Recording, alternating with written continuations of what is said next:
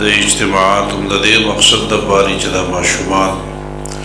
د you بل نه عبرت واخلي چې یو ماشوم ته انعام ملاو شي نو بل ماشوم هم شوق پیدا شي او ترغیب ورته راشي او هغه هم چې کوم دی هغه کوشش شروع کړي، محنت شروع کړي،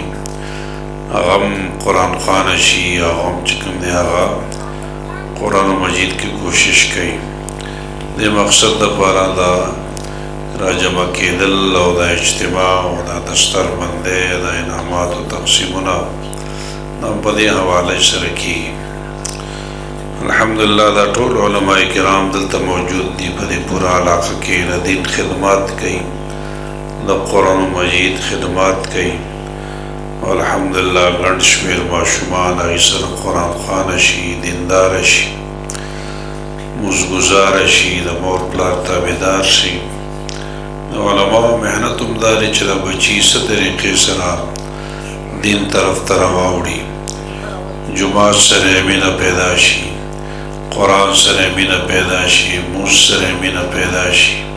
مزګزاره شي، قرآن خوان شي. د دې علماو ټول محنت هم دغه وي، دې وجې نه دې خدمت کوي، د قرآن مجید خدمت چې کوم دی کوي.